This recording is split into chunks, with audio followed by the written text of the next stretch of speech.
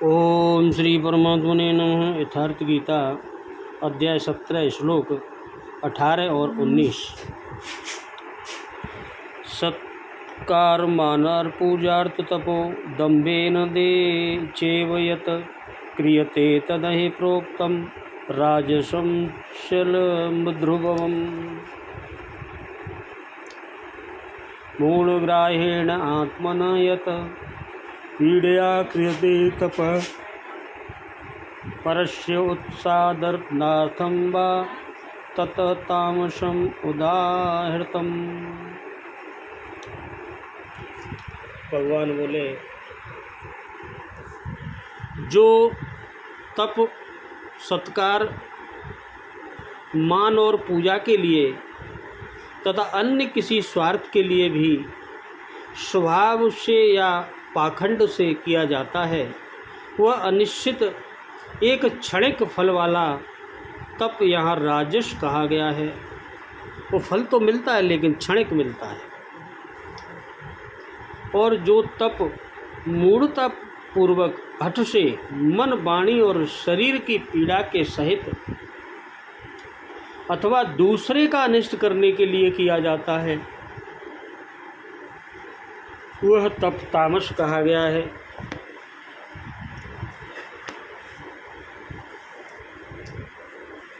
जो तप सत्कार मान और पूजा के लिए अथवा केवल पाखंड से ही किया जाता है, वह अनिश्चित एवं चंचल फल वाला तप राजस कहा गया है। तो राजस रजोगुण का है। और जो तप मूर्खतापूर्वक हट करके जिद करके मन वाणी और शरीर के पीड़ा सहित अथवा दूसरे का अनिष्ट करने के लिए बदले की भावना से किया जाता है, वह तप तामस कहा गया। वह तामसी है। इस प्रकार सात्विक तप में शरीर मन और वाणी को मात्र इष्ट के अनुरूप डालना है।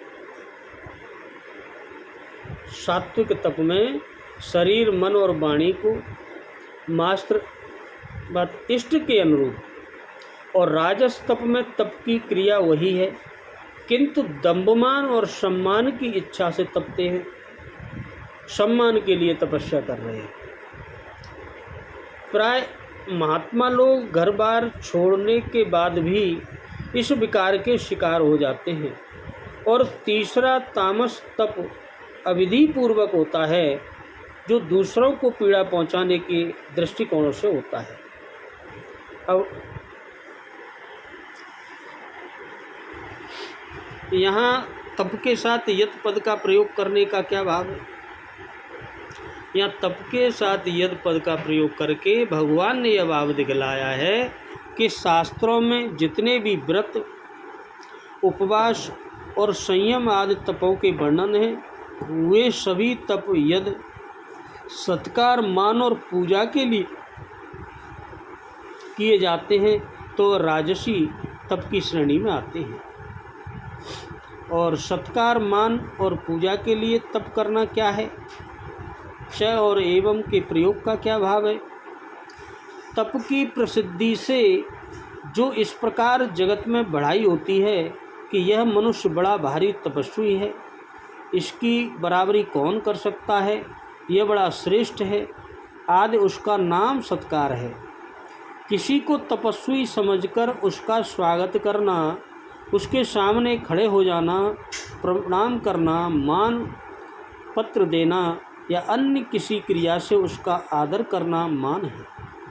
तथा उसकी आरती उतारना, पैर धोना, पत्र पुष्पादि षोडशोपचार से पूजा करना, उसकी आज्ञा का पालन करना, इन सब का नाम पूजा है। इन सब के लिए जो लौकिक या शास्त्रीय तप का आचरण किया जाता है, वही सत्कार मान और पूजा के लिए तप करना है। तथा च और एवं का प्रयोग करके यह भाव दिखलाया है कि इसके सिवा अन्य किसी स्वार्थ की सिद्धि के लिए किए जाने वाला तप भी राजस तप है।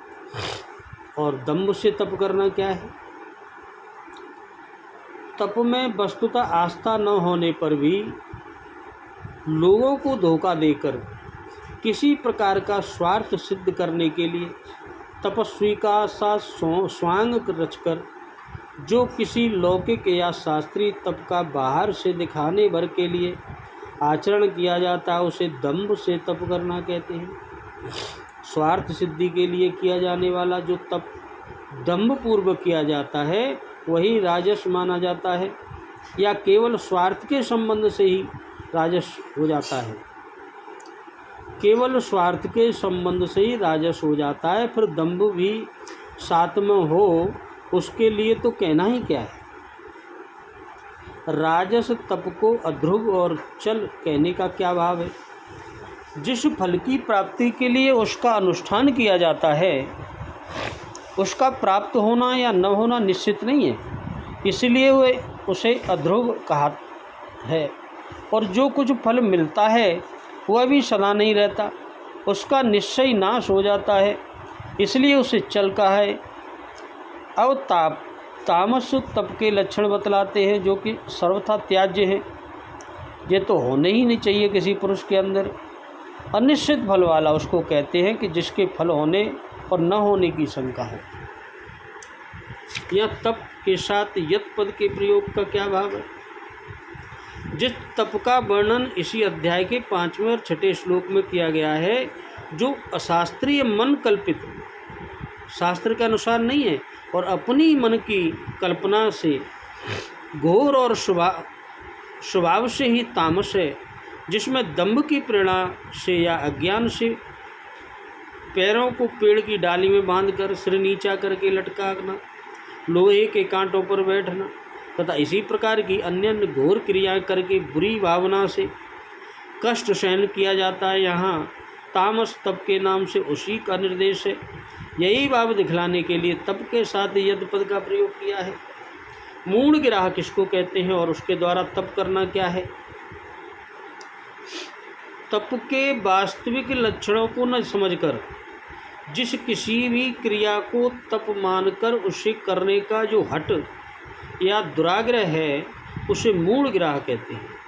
और ऐसे आग्रह से किसी शारीरिक वाचिक या मानसिक कष्ट सहन करने की तामसिक क्रिया को तप समझकर करना ही मूढ़तापूर्वक आग्रह से तप करना है।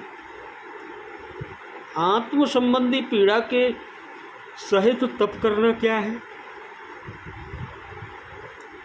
यहाँ आत्मा शब्द मन, वाणी और शरीर इन सभी का वाचक है और इन सब से संबंध रखने वाले जो कष्ट हैं उसी को आत्म संबंधी पीड़ा कहते हैं। अतः मन, वाणी और शरीर इन सब को या इनमें से किसी एक को अनुचित कष्ट पहुंचाकर जो अशास्त्रीय तप किया जाता है उसी को आत्म संबंधी पीड़ा के सहित तप करना कहते हैं। दूसरों का अनिष्ट करने के लिए तप करना क्या है।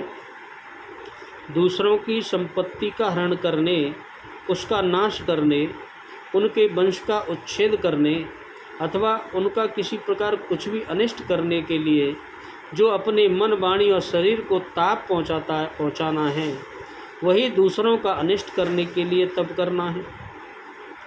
यहाँ वाव्य के प्रयोग का क्या भाव है करके भगवान ने यह भाव दिखलाया है कि जो तप उपयुक्त लक्षणों में से किसी एक लक्षण से भी युक्त है वह भी तामस ही है।